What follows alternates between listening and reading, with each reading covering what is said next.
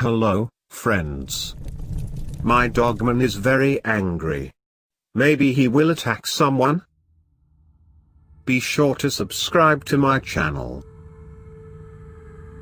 For as long as I can remember, my family has owned this little cabin in northern Michigan. Originally, it served as a hunting lodge for my grandfather and his friends, but when he passed away, my father inherited it. We spent many weekends there over the years, but once my brother and I left home, the place was used less and less. Eventually, my parents began renting it out to people looking for a quiet stay in the woods. An Airbnb type of deal. The cabin sits on 20 acres of land deep in the woods. The closest neighbors are half a mile away and the nearest town is 20 miles away. Perfect for those looking to get away from it all. They've been renting the place out for years with no problems at all, until last winter, that is. Last December, a couple requested to book the cabin for a week.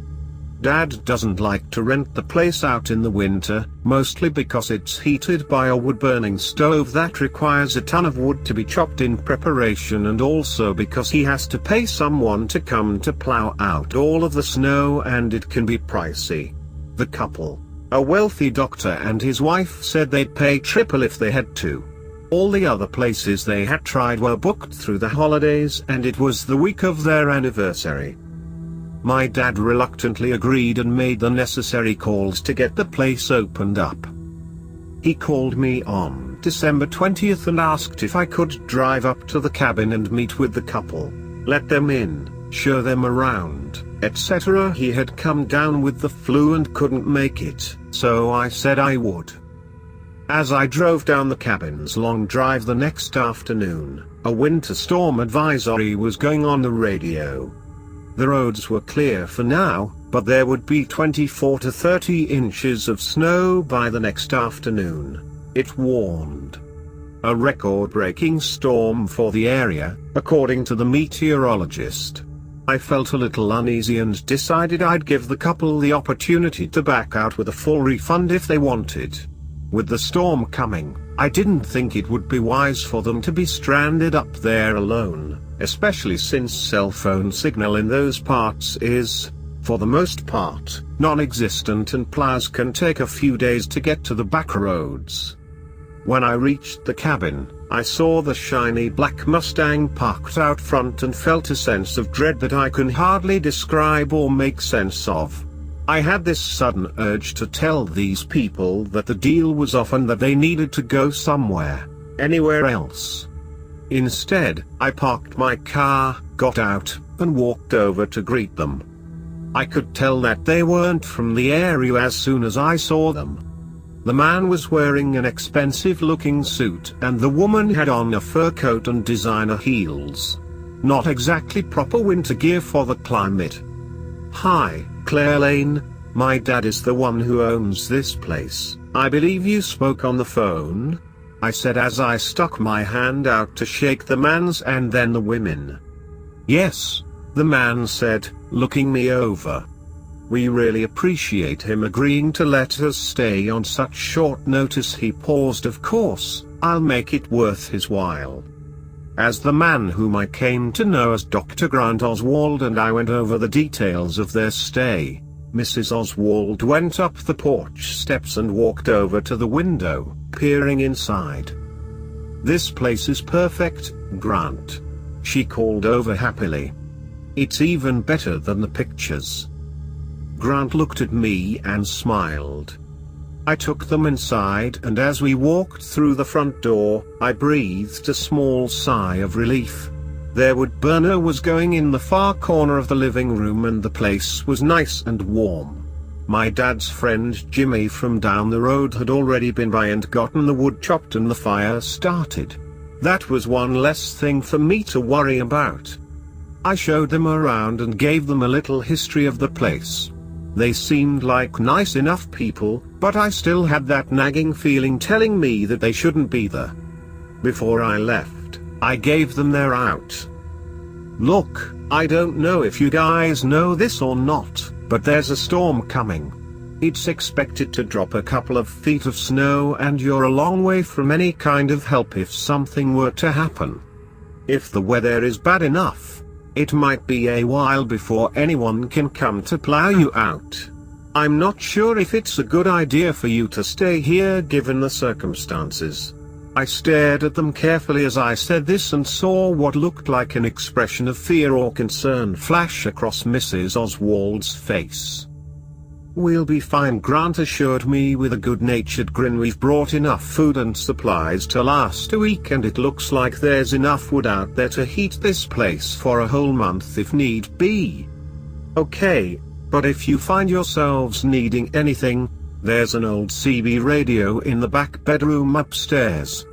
Most of the old-timers around here have them. You might be able to reach someone that way." "We do have our cell phones," Mrs. Oswald laughed.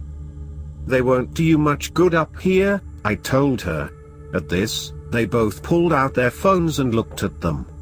No bars. As I left that day, that gut feeling refused to subside. But I convinced myself that I was just being paranoid and I continued on home.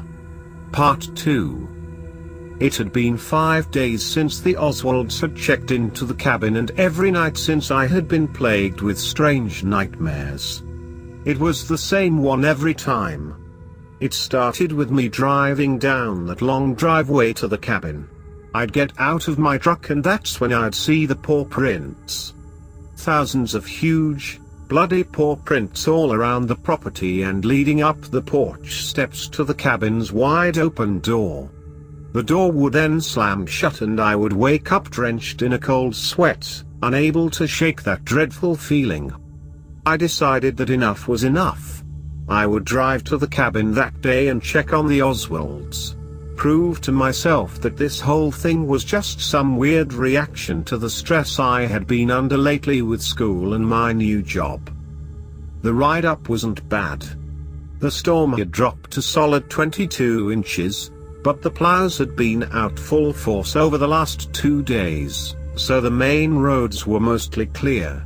I called Jimmy and asked if the back roads had been cleared. He said they had. So far, so good. I told him about my plans of going to check on the Oswalds but left out the parts about the nightmares and strange intuitions. I didn't want to make myself look crazy if this turned out to be nothing. He said I was more than welcome to stop by and have dinner with him and his wife, Maureen, when I was finished, and I said that I would. It was nearly 5 p.m. when I arrived at the cabin. The first thing I noticed was that, despite the fact that the sun had nearly set, all the lights were off inside. I put my truck in 4-wheel drive and pulled up next to the black Mustang, which was now partially buried in a snowdrift. As I approached it, I noticed the second odd thing. The driver's side door was wide open. When I looked inside, I saw the keys dangling from the ignition. There was snow inside piled on the seat and floor, so I knew it had to have been like that for a while. As I walked around towards the porch, I saw the paw prints. My blood ran cold. I stood there for a minute just listening, but there was only silence. I walked up the porch steps. The snow was knee-deep and I could feel it soaking through my jeans. I could see that the door was slightly ajar, so I quickly shoved it open with my foot and went inside. The house was ice cold. The wood burner held nothing but old ashes and I knew that the fire had to have been out for at least a day or two. "Dr. Oswald?" I called out. "Mrs. Oswald? Is anyone here?" Silence. I went to the hall closet where my parents kept all of our old yard games and sports equipment and grabbed the baseball bat that had once belonged to my brother. I didn't know what, if anything, I might encounter, but there was a huge part of me that had to get to the bottom of it. I turned on the living room light and looked around. The first thing I saw was that the large, overstuffed sofa where my brother and I had spent our rainy days watching movies, had been completely torn to shreds. Stuffing, Bits of fabric, and splinters from its wooden frame were scattered around the room. I treaded quietly into the kitchen and noticed that it had been trashed, too. The dining table was on its side and there were what looked like teeth marks on the legs. The chairs had been torn to pieces and the refrigerator was wide open, half-eaten food and empty wrappers surrounding it. This was really, really bad. I knew at that point that I had two choices. I could go upstairs and check the bedrooms, or I could run outside, jump in my truck and get the hell out of there and let the police handle the rest. For whatever reason, I felt this overwhelming urge to go upstairs, so that's what I did. When I got to the top of the stairs, I caught a whiff of something rancid and instantly recognized it as the unforgettable smell of death and decay. I peered into the first bedroom and saw nothing out of the ordinary. When I looked into the second bedroom was when I saw it. A leg. A human leg. It was on the floor beside the bed. It was almost completely stripped of any flesh or muscle except for the foot, which was somehow intact. I figured it belonged to Mrs. Oswald because the toenails were painted bright red. I stifled a scream and ran for the stairs. My curiosity had officially run out and all I wanted then was to get out of there. As I rounded the corner and put my foot on the first step, I heard a loud crash that came from downstairs. I stood at the top of the stairs and stared down. I saw a large shadow pass by in the light that was coming from the kitchen. Then I heard the growl. It didn't sound like any animal I had ever heard and it filled me with a kind of terror I haven't felt before or since. I ran down the hall and into the third bedroom, the room that had belonged to my parents. I shut the door as quietly as I could and locked it. When I turned around, I saw Dr. Oswald, or what was left of him anyway. There was a rib cage laying on the bed that had been picked clean and his head was on the floor only 2 feet from where I was standing. His eyes were wide open and his mouth seemed to be frozen into a permanent scream. The walls and carpet were covered in dried blood. I held my hands over my mouth to keep from screaming, but hot tears began to run down my face. I heard footsteps coming up the stairs. Slow, heavy footsteps. My heart felt like it was going to explode in my chest. I could hear the thing rummaging around the other 2 rooms and I knew it wouldn't be long before it made its way to the one I was in. I laid on the floor and looked under the door. I saw the shadow of 2 feet walk by and then come back and stop in front of the door. God, help me. Whatever was on the other side of that door started sniffing, like a dog does when it's caught an interesting scent. I gripped the baseball bat in both hands but now doubted that it would do me any good. I had a moment of clarity and remembered the CB radio. It was on the floor behind me. It looked as if Dr. Oswald may have tried to use it. I clicked it on and grabbed the microphone. Hello. I don't know if anyone is listening right now, but I need help, I pleaded, just above a whisper. There was no response. Please, if anyone can hear me, I'm at the Lane cabin on 7 Miles. Something terrible has happened, I need help sent right away. I shrieked into the mic desperately. There was no doubt now that the thing outside had heard me. It began clawing at the door frantically and I could hear splinters of wood hitting the floor outside. I knew it wouldn't be long before that thing broke through. I finally heard a voice come through on the CB, but there was too much static for me to understand what they were saying. I wasn't sure if they had even heard my message and I was running out of time. The door was only seconds away from losing its battle, so I ran over to the window and opened it quietly. I climbed out onto the roof and looked over the edge.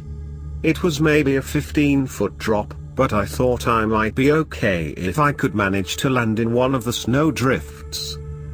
Just then, I heard the bedroom door inside break open. I looked back and saw the creature standing in the window looking at me. I instantly knew what it was now. There was no confusion anymore. It stood there for a moment, regarding me. There wasn't a cloud in the sky and the moon was illuminating the creature like a spotlight. I could see that its thick, black fur was matted in old blood. Its eyes were reflecting the light in such a way that they looked like two glowing orbs. It bared its teeth and growled, saliva dripping from its treacherous jaws, its long teeth perfectly capable of taking a person's head off in one swift bite. I hesitated for a second and then jumped just as the creature broke through the window and clambered onto the roof after me. I hit the ground hard and struggled to my feet. I heard the creature jump down after me and a moment later, I was feeling its hot breath on the back of my neck. It grabbed the back of my coat and yanked me towards it. My feet left the ground and I knew it was all over for me. Then I heard a gunshot. The creature let out a yelp and fell to the ground, bringing me down with it. It clumsily raced to its feet and ran for the woods. The person who had fired the first shot fired two more after it, but they both missed.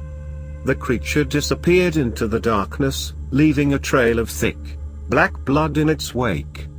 A second later, there was a long, ear-splitting howl that echoed through the forest and then silence.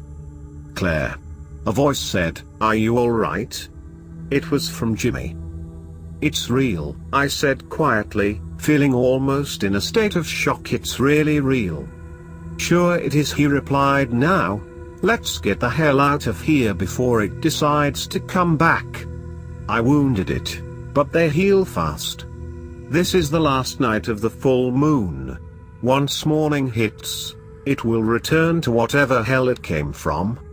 At least for a while." I thought it was just a dumb campfire story the old-timers told to scare us kids. "All stories start from a bit of truth," he said gently. He offered me his hand and helped me up off the ground. "Come on, you can ride with me back to my place and stay with Maureen and me for the night. We'll be safe there." "But the people who were staying here, there," I began to sob. "I'll call down to the station in the morning. I don't want anyone else coming here right now. Not until morning."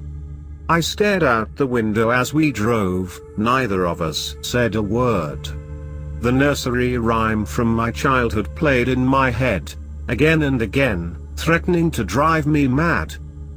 Every 7 years, in the full moon's light, there comes a dog who walks upright. Unlucky souls who cross his trail never live to tell the tale. Part 3. The police listed the cause of death for the Oswalds as an animal attack, and I guess they weren't entirely wrong. Jimmy and I didn't bother correcting them. Sheriff McCoy knew the truth as well as we did. The deep woods hold secrets only the locals understand.